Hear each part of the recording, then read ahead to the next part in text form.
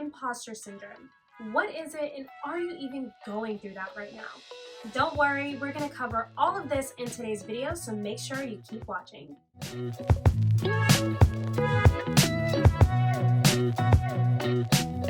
Hi YouTube, welcome back to my channel. If you're new here, my name is Pichardo, and I'm a certified transformational coach. On this channel, we go over all the different topics that I review with my clients, as well as some tips that I provide them. So if that sounds like something that you'd be interested in, make sure you hit the subscribe button so you don't miss the next video. This is such a popular topic. If you type imposter into any search engine, syndrome literally follows it right after. So clearly this is a topic that many of you are interested in, wanting to learn more about, and curious if you're going through it yourself. And I love talking about this topic because, believe it or not, I'm still kind of going through it myself. You know, it comes and it goes, but you know, that's an experience that a lot of us have. So anyways, let's jump straight into it and first talk about what is imposter syndrome. So imposter syndrome was first described by Dr. Pauline Clance in 1985. And was originally known as imposter phenomenon. Simply put, imposter syndrome is when you feel like a fraud. You feel undeserving of the position you hold, the praises you receive, and your achievements. You fear that eventually everyone's going to figure out that you don't really know what you're doing or what you're talking about. The American Psychology Association states that typically imposter syndrome occurs among high achievers who are unable to internalize and accept their success. They often attribute their accomplishments to luck rather than ability, and they fear that others will eventually unmask them as a fraud. We all know the amazing Maya Angelou, the famous memoirist, poet, and civil rights activist. Well, she has a famous quote on imposter syndrome with her experiencing it herself. She says, "Each time I write a book, every time I face the yellow pad, the challenge is so great. I have written 11 books, but each time I think, uh-oh, they're going to find me out now. I've run a game on everybody, and they're going to find me out." Now, she's not the only artist to say things like this herself. I was recently watching a video from the amazing, beautiful Viola Davis, and she was talking about something similar, about how each artist that she knows, and even herself, has gone through this feeling of imposter syndrome and feeling like, oh no, everyone's gonna find out that I'm just running a game on them. Now I'm gonna link that video down below. It was an interview with 60 Minutes, and I haven't yet figured out how I can post clips in this video without like getting sued for copyrights. So if that's something that you're interested in, just make sure you go into the details below and you can watch the full interview yourself. Imposter syndrome is especially common among professional women, but research has shown that it does affect both genders. It also affects people with different occupations, including students, and different cultural backgrounds. So it can really affect anyone that's experiencing this feeling if they fail to internalize their success. So though imposter syndrome is not a recognized disorder in the Diagnostic of Statistical Manual of Mental Disorders, it's estimated that 70% of people will experience at least one imposter syndrome episode in their life.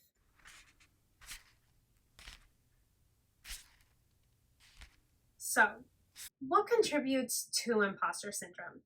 The most common contributor that I have found is what we've been told or what we've been programmed to think about ourselves throughout our life. Being told that you don't belong, being told that you don't have a seat at the table, or being told that you can never make that high salary, or that you're just not smart enough, or that you're not pretty enough. Many of the things you're told growing up can contribute to this feeling of being an imposter, but there are actually 4 key factors that can contribute to this feeling overall.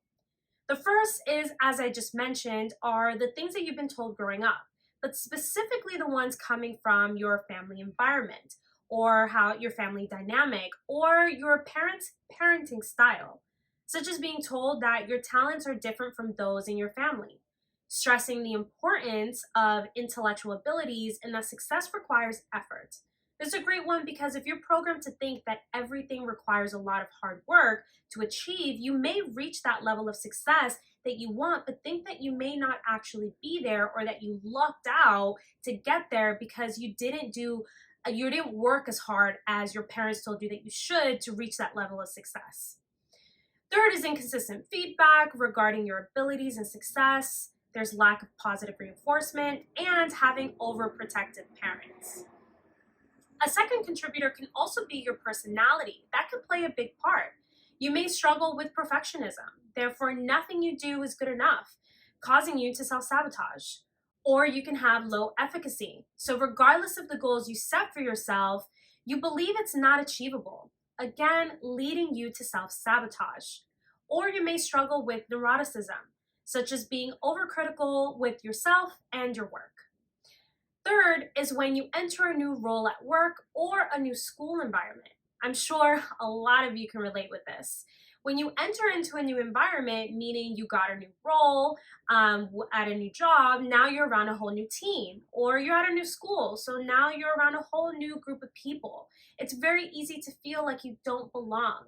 And if you're a new hire, you may feel like you know the least, and maybe you don't belong in the room, but just because you're the newest doesn't necessarily mean that you know the least. I mean, they did hire you for a reason, right?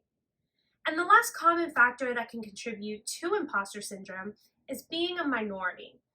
A person of color, a child of immigrants, being an immigrant yourself, or a female. When you live in this country, and I can really only speak for the US because I haven't lived in other countries for that long, you're programmed to believe that you can only reach a certain level if you fall into one of these categories.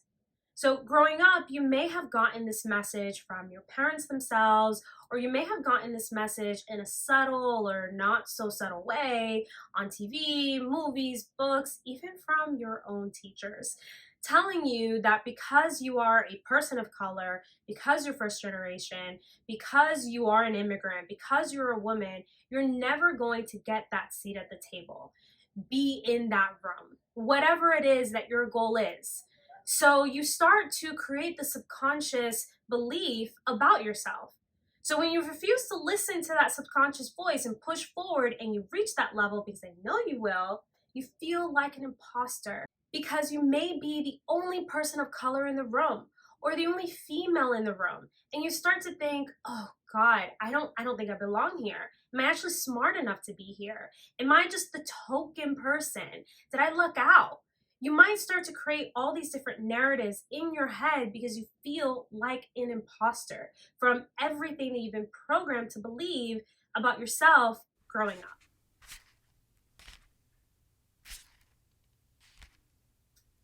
So now you understand what imposter syndrome is and what can contribute to it. But now I'm sure you're wondering, okay, so do I have this? I mean, my family has done some of these things.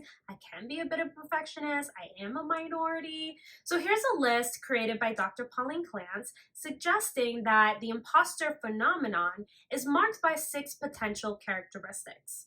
So the first characteristic is the need to be special or to be the very best.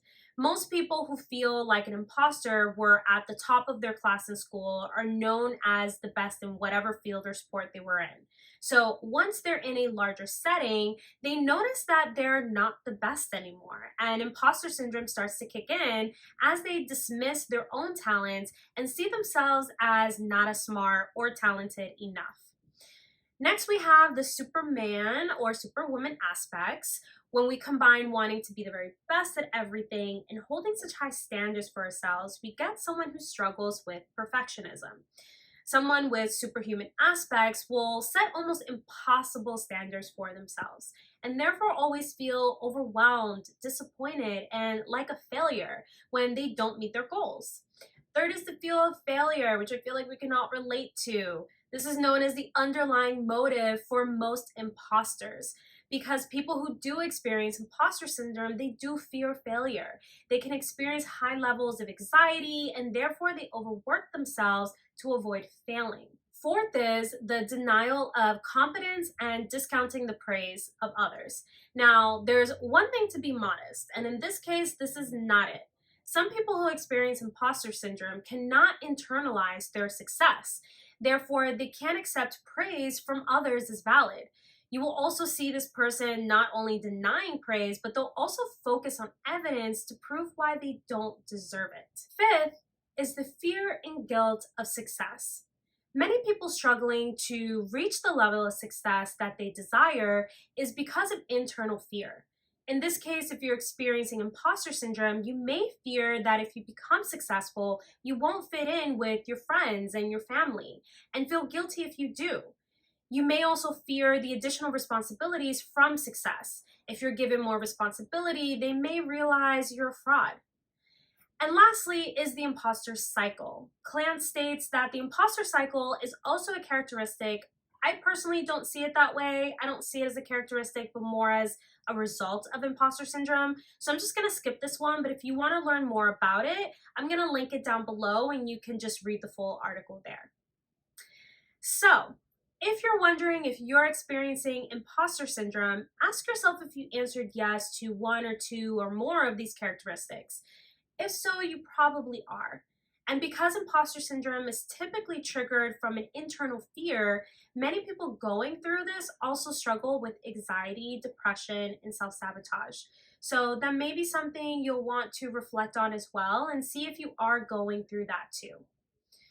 So now you've learned what imposter syndrome is, what contributes to it, and what are some of the characteristics that apply to people that are experiencing it. So I hope that this video has helped you understand imposter syndrome in a much deeper level and has also helped answer if you're going through this experience right now. And if you'd like to learn how to overcome this feeling of imposter syndrome, how to move past the self-sabotaging, how to overcome your fear, make sure that you subscribe to this channel and that you hit that notification bell, because my next video is going to be all about this. We're going to be covering these topics and really get into a deep dive on how to overcome this. So again, thank you for watching my video. I hope that you did enjoy this. Make sure that you hit that like button if you did. And remember, subscribe and hit that notification bell so you don't miss my next video on how to overcome imposter syndrome. Okay, until the next time, bye.